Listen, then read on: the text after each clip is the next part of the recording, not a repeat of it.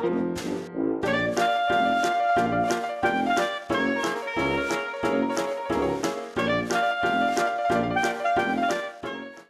Jamee, this is Muhammad Ayat and this is my channel, and this is chapter 16, basic concepts of statistics, counting and probability. Actually, few questions in M1 exam are related to these subjects, 2 to 3 questions max, and they are relatively easy. So this is an easy chapter. There are a lot of definitions here, but all of them are easy. Let's start with the statistics. To analyze a set of data, we must know four main terms. Actually, there are other terms related to median. We are going to study them, but mainly there are four terms. The first one is mean, and the M1 exam referring to this term as arithmetic mean. So they are going to tell you to find the mean or the average, and between two brackets it is the arithmetic mean. The second one is median, the third one is mode, the fourth one is range. Now let's start with the mean, which is the average or the arithmetic mean. All of them have the same meaning. So I have this fact: actually the average or the arithmetic mean equals the sum of the all numbers in a set over the number of elements in that set. And fact number 2 is derived from the first one, which is the multiplication. When you multiply both sides of equations by n, you will get n multiplied by a equals sum. So if you multiply the average or the arithmetic mean by the number of elements in the set, you get the sum of the numbers in that set. Actually, you don't need sometimes to know the value of each element in the set. In most of the examples or in most of the questions in the exam, you need to know the sum. So this is important. Remember this fact. Okay, we have this example. What is the average arithmetic mean? Always they are going to put arithmetic mean for you of the measures of the 5 angles in a pentagon. So we have actually the rule which tell us what is the summation of the measures of angles of pentagon. Actually, pentagon is what? It has 5 angles. So the rule is, if you remember, n minus 2 multiplied by 180 degrees, n here equals 5. So it is 5 minus 2, which is 3 multiplied by 180 degrees, and this equals 540 degrees. I need the average, so I need to this is the sum of all the angles, all the 5 angles in pentagon. So I need to divide by the number of angles, which is 5. So the average or the arithmetic mean equals 540 over 5, which is what? 108 degrees. I have another example here. Lee has taken 5 Russian tests so far this year, and his average is 88. So the average of the 5 tests he's taken is 88. What grade does he need on his 6th test to raise his average to 90? So the new average is 90 and the old one is 88. 88 is for 5 tests, 98 is for 6 tests actually. So the first approach, I need to know what is his new grade. This is x, so I need to add this x to the sum of the 5 other tests. I can find the sum of the other tests using this formula, which is the average multiplied by the number of tests. This give me the sum. So the average equals actually 88. Number of tests equals 5. This equals sum. Use your calculator to find the sum. So this is 88 multiplied by 5, and this is 440. So x plus 440 over the number of tests, which is 6. This equals the new average, and simply I need to solve for x. So x equals actually 6 multiplied by 90 minus 440, and this x equals, actually I can use my calculator again, so this is 6 multiplied by 90 minus 440, and this 100. So he should uh, get 100 in his sixth test.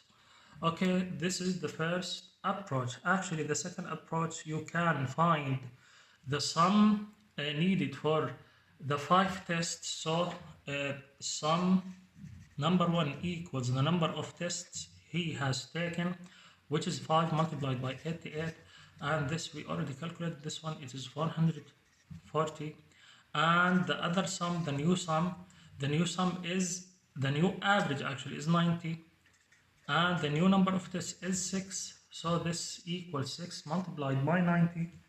Actually, this equals 6, 540, and just I need to substitute 440 from 540. So his grade equals 540 minus 440, and this equals 100. Actually, I got the same equation here. It is what, 540.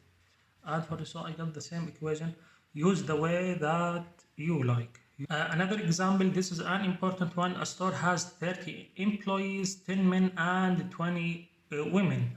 The average salary of men is 600 per week, and the average salary of the women is $540 per week. What is the average weekly salary of all 30 employees? Actually, I have many ways to solve this question. Let's solve it using to find the sum of all employees, all the members.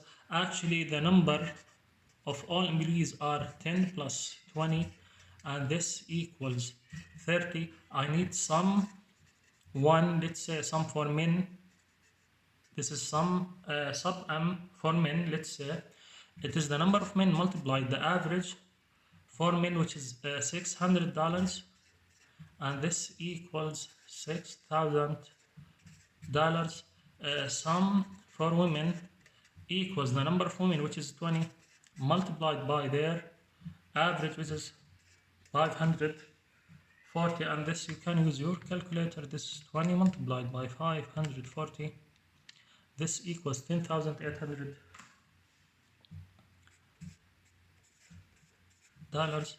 Now I know the sum for each one. I need the total sum. So the average equals the total sum, which is $6,000 plus 10,800 all over the number of all employees, which is 30.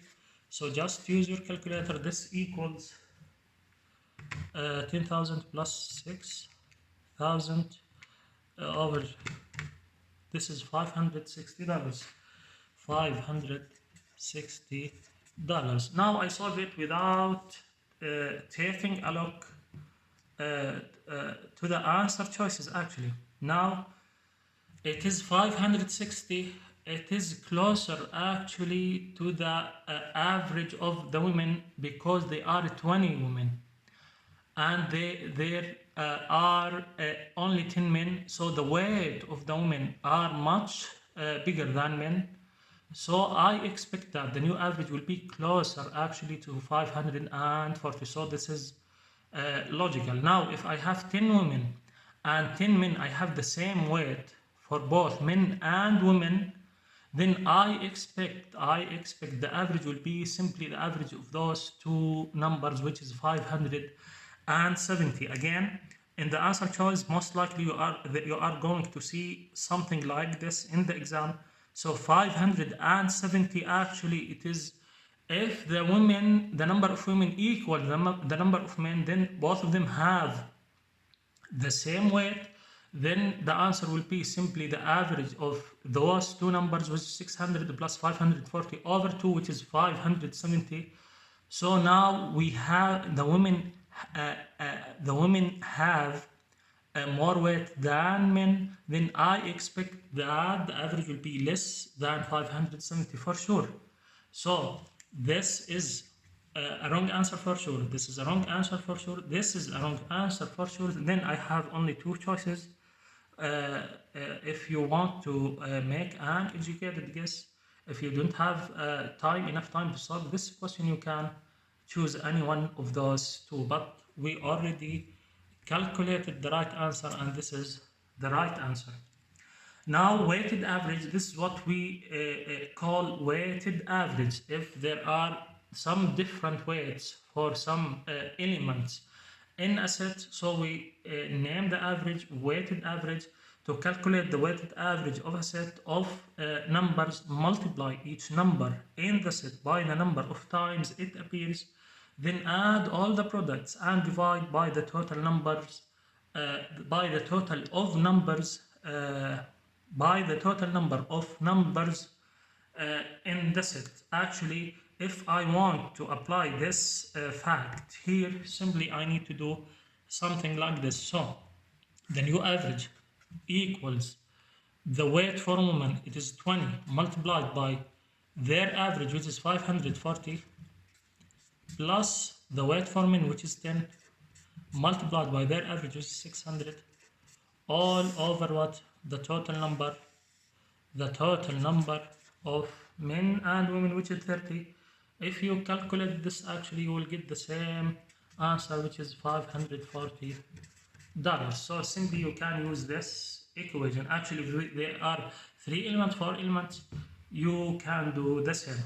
Another example, in a certain company, we have employees and we have managers, and the number of managers in this company is 3. The number of engineers in this company is 14.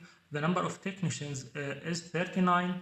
And the salary per week, or the average salary per week for managers, 3,500. The average salary per week for the engineers is 2,500. The average salary per week for technicians is 1,500.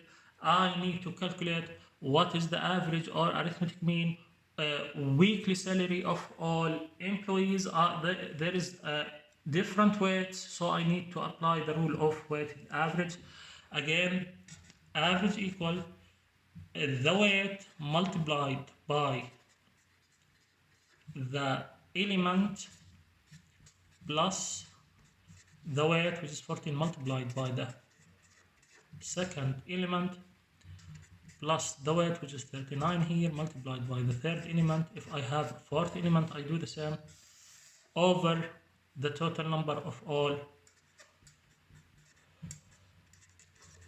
Use your calculator and you are going to find the right answer.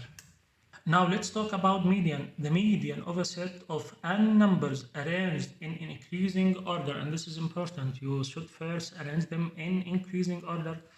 Is the middle number, if n is odd, actually if the number of the elements in the set is odd, you just pick the middle number, or the average of the two middle numbers in case the number of elements in this set is even. The mod of a set of numbers is the number that occurs most often, that repeated more than other numbers. Of course, not every set of numbers has a mod. The range of a set of numbers is the difference between the largest and the smallest numbers in the set. So the largest minus the smallest, as simple as that. I have this example. On a recent quiz, a group of 10 students earned the following scores: 2, 3, 9, etc. What is the median, the mode, the range of this set of data? Actually, to find the median, I need first to arrange all the numbers in increasing order. So I should start with the least number, which is 2. So in the exam, so you can cancel 2. And the second one is 3. I have another 3 here, so I have 3 and 3. After 3, I don't have 4, I have 5. I don't have another 5. I am looking for 6. This is 6. 7, 7, 7. So this is 7. 7, and 7. So after that I have 9, and after that I have 10. Okay. Now I need to be sure they are 10. 1, 2, 3, 4, 5, 6, 7, 8, 9, 10. Then everything is fine.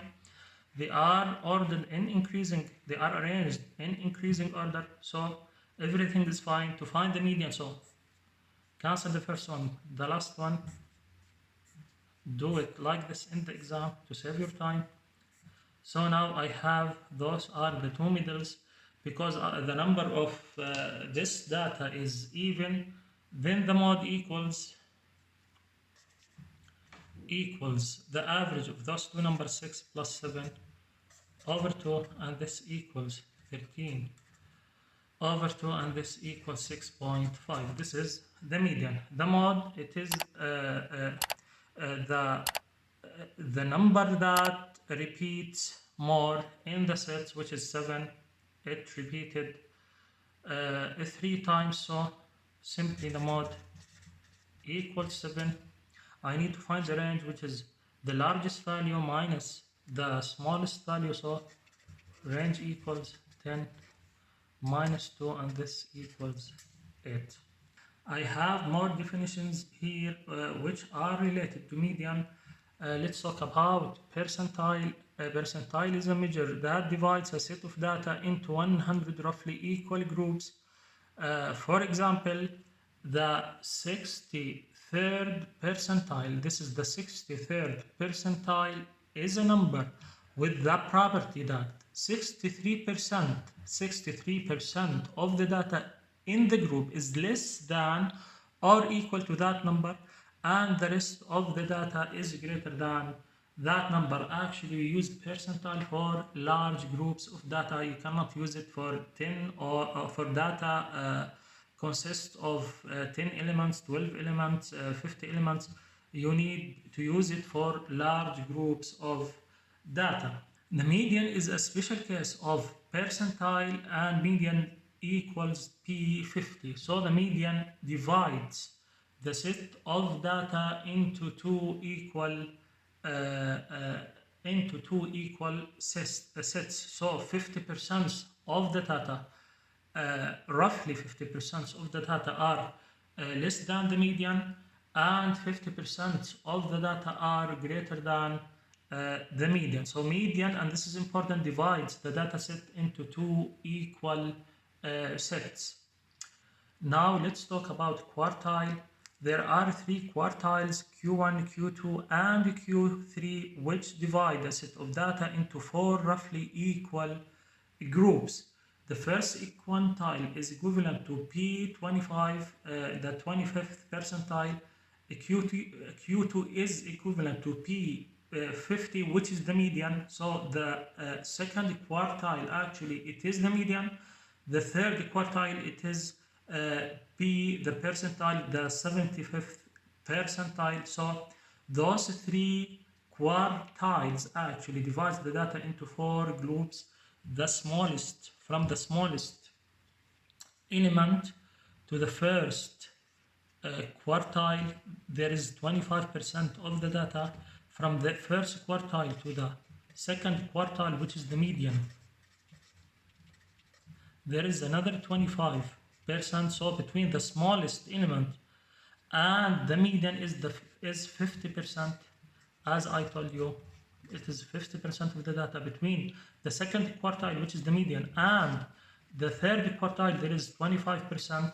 So from the smallest element to the third quartile, there is 75% of the data, and from the third quartile to the largest element, there is 25% of the data. Actually, this is important to understand. I have another definition here. Interquartile range is a measure that sometimes used to show how spread out the numbers in a set of data. Actually, the range does the same, but this is more accurate measure. This is more accurate measure than the range. So interquartile, from the definition of interquartile range equals the third quartile minus the first quartile. let's talk about the box plot. You might encounter this in your exam, in your test. This is the box plot. You need to understand everything in this plot. Actually, you have a number line and it is divided like this, okay? And you have this box. Actually, this box represents the interquartile range. So Q3, this is Q3. Actually, this is here, this number represents Q3 and this number represents Q1. So this is from here to here, Q3 minus Q1, it is the interquartile range. And this is the median. So if you want to find the exact value of the median, it is what's in this case 500. This is the smallest element in the set, and this is the largest element in the set. Actually, the median, it is not always in the middle between, actually in, let's say, in the, it is in an equidistance between the first quartile and the third quartile. You could find something like this. Actually, in the most of the cases, it is like this. Sometimes it is shifted to the right, sometimes it is shifted to the left. It depends on the set of the data you study. This box plot represents the distribution of M1 scores for all students in 2010, and the other box plot represents the distribution of M1 scores in a very selective college, a college that select its student.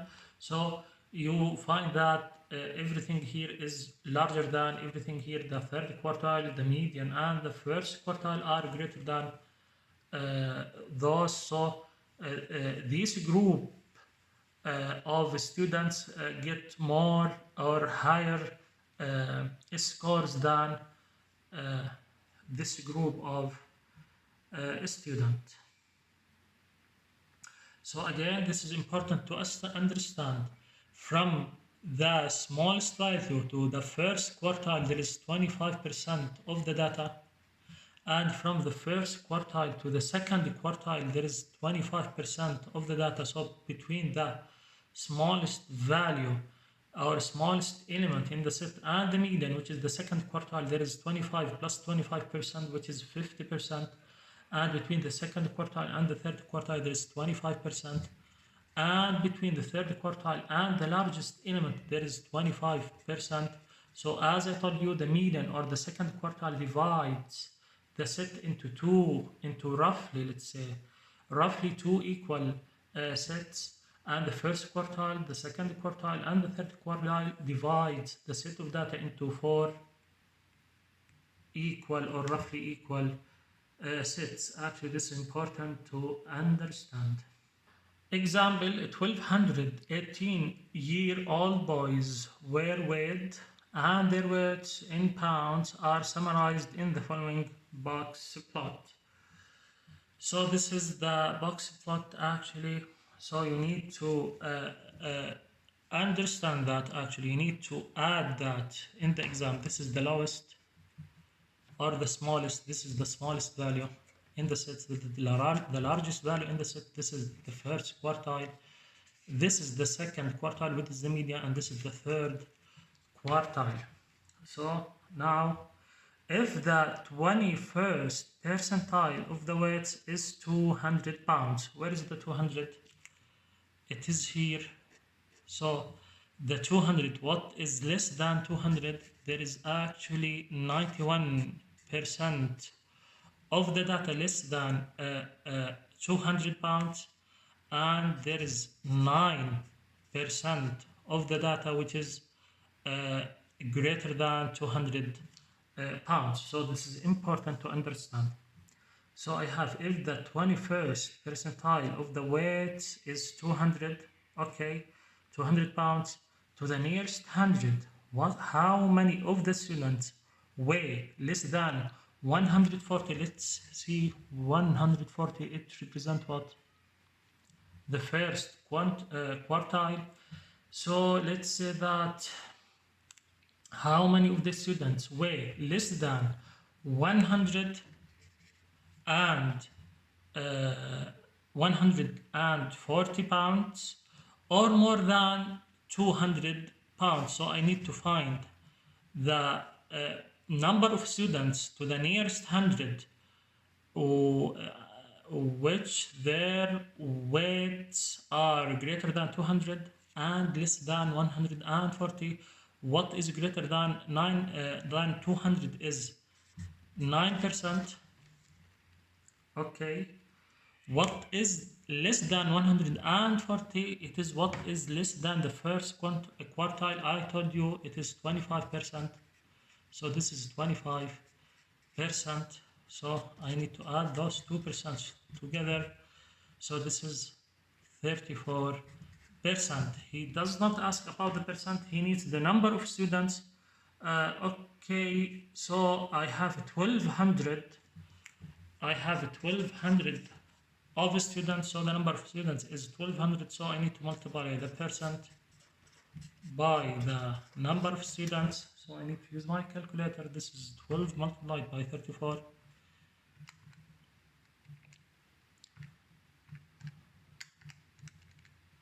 And this is 408. So there are 408 students in which their weights are greater than 200 pounds and less than 140 pounds. And they need the number to the nearest 100, so this equals to the nearest 100 400 students. In the exam, you might encounter a simple bar graph or line graph or circle graph or stem and leaf plot, and it is actually easy to understand those graphs. Now let's start with counting. I have this fact, counting principle. If two jobs need to be completed and there are m ways to do the first job and n ways to do the second job, then there are m multiplied by n ways to do one job followed by the other. This principle can be extended to any number of jobs. Actually, this type of a question will start with how many ways, something like this. So by examples, again, everything will be clear. I have this example. How many integers between 100 and 1000 consists of three different odd digits? Actually, I'm looking about a three-digit number.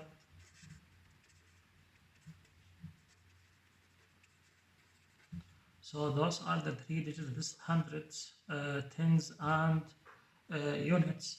So let's start with hundreds.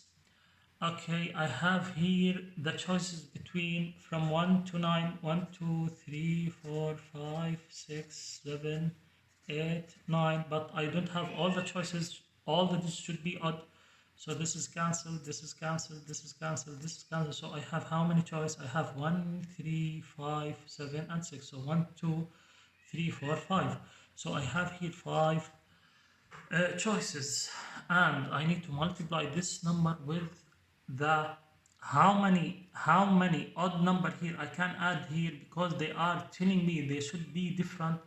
Then if I selected a number here, then I have only 4 choices here, and if I selected here one odd number, I have here 4, and I selected another number here, then I have here only 3 choices. So the number of integers between 100 and 1000 consists of 3 different odd digits equals 5 multiplied by 4 multiplied by 3, and this equals 60 number.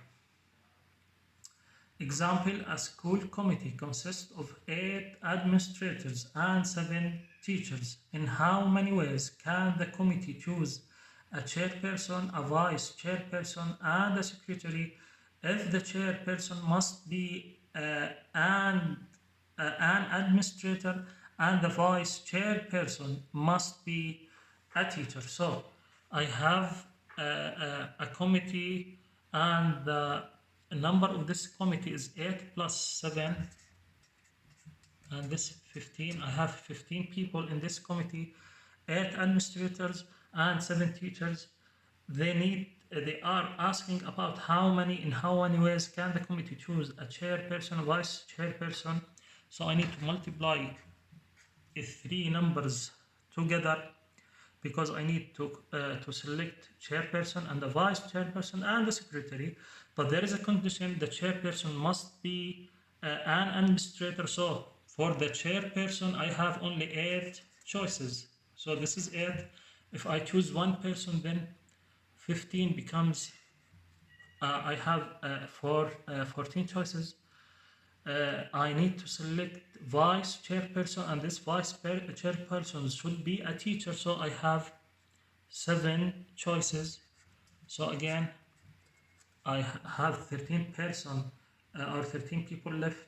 Then the secretary, there is no condition in the secretary, so I can choose 13 person. I cannot choose from 15 because there is one chairman and one vice president. So I have only 13. So I need to multiply by 13. So just use your calculator.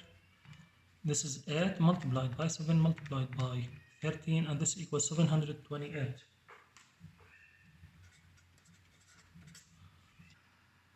Let's talk about probability. The probability that an event will occur is a number between 0 and 1. So the maximum value of any probability is 1. The minimum value of any probability is 0. And this number indicates how likely it is that event will happen. Okay, now if you spin the spinner here, there are 6 possible outcomes. Since each region has the same size, it is equally likely actually that the spinner will stop in any of the 6 regions. So this is important to understand. Actually, there is one chance in 6. There is one chance in 6 it will stop in the region marked 2. So we say that the probability of spinning a 2 is 1/6, and right, the probability of 2 equals 1/6. Again, the same we have the same region size for each number, so I expect the the possible outcomes will be equally divided between those 6 regions. So the probability of getting 2 by spinning this spinner, the probability of 2 equals 1/6. It is 1 over 1, 2, 3, 4, 5, 6. Again, and the probability of 3 equals 1/6 and equals the probability of 5, etc.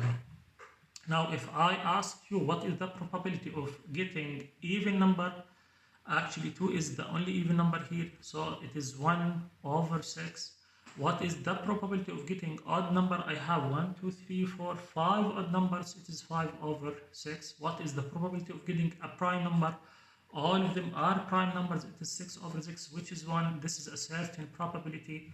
What is the probability of getting a number is less than 2? Actually, there is no number less than 2. This is 0/6, and this equals 0. I have this fact: if E is any event, the probability that E will occur is P of E equals the number of ways event E can occur over the total number of possible outcomes. Assuming that all the possible outcomes are equally likely, like this example. So in this example, the probability of getting number is greater than 15. Again, there is no number is greater than 15. It is 0/6. But the probability of getting prime, in how many ways I can get prime? It is in 6 ways.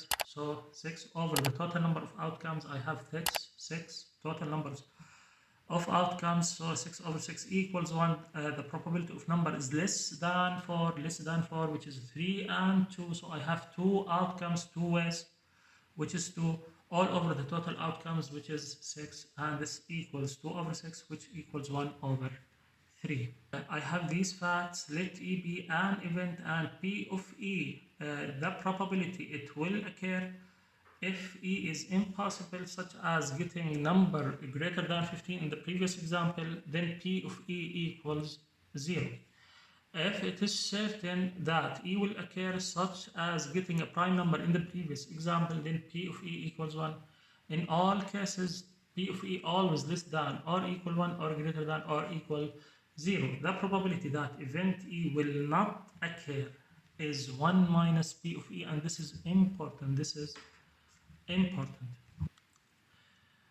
Fact number 5, if two or more events are mutually exclusive, I mean by mutually exclusive, cannot both occur at the same time.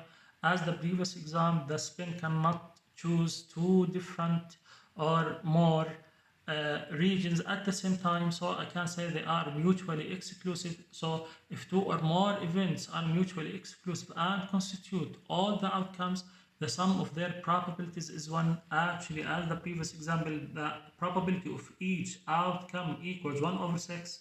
So the sum of all probabilities is 1 over 6 plus 1 over 6 plus etc. 1 over 6, and it equals 1. Now, for example, actually I have only one even number in the previous spin and I have 5 odd numbers. So if I added the probability of getting even number plus the probability of getting odd number, it will be 1, because these two probabilities consist of all the outcomes, of all possible outcomes. Number 6, the more it is logical actually, the more likely that an event will occur, the higher it is probability, the closer to 1 it is. So if I'm closer to 1, then it is higher possibility for that event to occur. The less likely that an event will occur, the lower it is probability, the closer to 0 it is. We can write probability as a fraction, 1 over 6 or 1 over 5 or whatsoever. As a decimal, let's say 0.5, or percent, let's say 50%, 25%, etc. I have this example, an integer between 100 and 999 inclusive. I mean by inclusive that 100 and 999 are included in the range.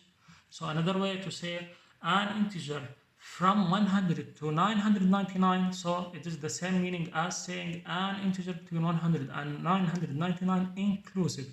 Again, I mean by inclusive that 100 and 999 are part of the numbers, is chosen at random. What is the probability that all 3 digits of the number are different odd numbers? So the probability equals, actually in the exam you don't need to write this fraction, I wrote it actually to illustrate the idea for you. The probability of this event to occur equals the number of 3-digit integers with different odd digits between 100 and 999 inclusive over the total numbers of 3 digits in this interval, in this intervals. Actually, if you remember the numerator, we already calculated in the previous example. Let's do it again. So I have 3-digit number, okay, hundreds, tens and units. For hundreds I have how many choices? I have 1, 3, 5, 7 and 9. So I have 1, 2, 3, 4, 5. I have 5 choices. There should be difference, so I already selected one of them here, so I cannot select it again. So I have four ways to select the other one, and I already selected 2 of them, so I have only 3 ways to select the third one. So I have 5 multiplied by 4 multiplied by 3, this is 60. This is the numerator over the total numbers of 3-digit integers between those 2 numbers. Actually, I can do it in many ways. The first way, actually, to subtract the numbers from 1 to 99, from 999. So I subtract 99, I subtract actually 99 from 999, then I get 900. This is the first way. The second way I can do always, if I have a range of integers between n to m, so the number of integers including actually m and n, and this is important, equals m minus n plus 1. So this is, I think this is the easiest one if you want to do it this way. So it is 999. Of course, m is greater than n for sure. So this is m, this is n. So 999 minus 100 plus 1, and this equals 900. And the third way to use The same thing, it is the 3-digit number. So for the first number, I have the choices from 1 to 9. I cannot put 0 because if I put 0, I will get 2-digit number. So I have only 9 choices. For the second number, I have 10 choices. 10 choices, why I can't put 0? It's okay. So I have choices from 0 to 9. So I have 10 choices. And the second one, again, I have 10 choices because it is okay to be repeated. I am counting all the numbers and there is no condition for this number. So I need to multiply those three numbers by each other. So this is 900. So use the way you like, you will get the same answer. Then E of E equals the number of 3-digit integers with different odd digits over 900. So this equals um, 1 over 15. 1 over 15. I have this fact here: if an experiment is repeated 2 or more times, the probability that an event occurs and then a second event occurs is the product of the probabilities that each event occurs. I need to multiply the probabilities to each other, and that's it. Example, if a spinner discussed before is spun 3 times, what is the probability that it will stop in the region marked 2 each time? So I have the probability if 2 3 times, so the probability of 2 multiplied by the probability of getting 2 multiplied by the probability of getting 2, and this equals, if you remember, there were 6 regions. For the probability of getting any region is equal 1 over 6, so 1 over 6 multiplied by 1 over 6 multiplied by 1 over 6, and this equals 1 over 216. I have this example. Actually, it is more difficult than the questions you are going to encounter in the real test. If you solve this one, then you will be fine. Palindromes are numbers such as 44 and 383 and 1441 that read the same from right to left. So from right to left it is 44, from left to right it is 44. So that read the same from right to left as they do from left to right. So I can read it as 44 and 44, or 383 or 383 or 383 383. So the same thing for this number. So this is the definition of palindromes numbers. So the question asks you, if a 4-digit number is chosen at random, what is the probability that it will be a palindrome? Okay, so I have a 4-digit number in this case, so 1, 2, 3, 4. So the probability is equals the number of 4-digit palindromes over the number of all 4-digit numbers. So now for the denominator, I can use the rule I already told you. So the 4-digit number are from 1000 to 9999. So the total number of 4-digit number are, I can solve it using any way. So I will choose this way: minus 1000 plus 1. So this is what? This is 9000. This equals 9000. Again, you can use what? You can use the way for the first one. I have only the choices from 1 to 9, because if I added 0, I exclude 0, because if there is 0 here, it becomes, sorry, 4-digit number. So if I added 0 here, it will become 3-digit number. So I cannot add 0. So I have 9 choices. For the second one, I have from 0 to 9. I have 10 choices. I have 10 choices. I have 10 choices. So the same thing I have here, 10,000. I can use the third one. So I will get the same number. So the denominator is 9,000. I need to find the numerator now. Okay. Now, for this one, how many choices I have? Actually, I have again 9 choices for this one, because 0 is excluded. I cannot add 0 here, so it is 9. this number should be the same as this number. If I choose a number here, then I have only one choice because this number should be equal this number.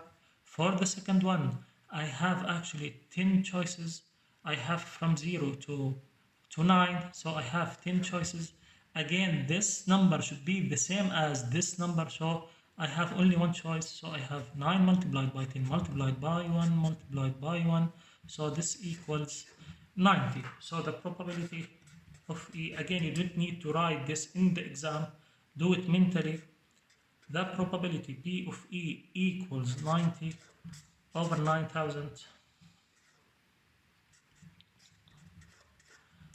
and this equals 1 over 100. I have another example. Each question on a multiple choice test has 5 equally likely answers. If Sarah guesses randomly on 4 questions, so I have 5 choices and I have 4 questions. Okay, and if Sarah guesses randomly in 4 questions, what is the probability she will answer at least one correctly? Actually, uh, this type of question appear frequently in M1 and M2. In M2 more, maybe more. So it is important to understand how to solve them. This question actually, to find the probability of answering at least one question correctly, it is the probability of answering one correctly, or two questions correctly, or three questions correctly, or four questions correctly. But again, if you want to do it this way, actually or means plus, so you need to add the probability here. But actually, if you want to do it this way, it is time consuming actually, and you don't have actually the tools to do it this way always. So there is one probability does not exist here, which is answering all of them incorrectly, answering all of them incorrectly. So the probability of answering at least one correctly equals 1 minus the probability of answering all 4 questions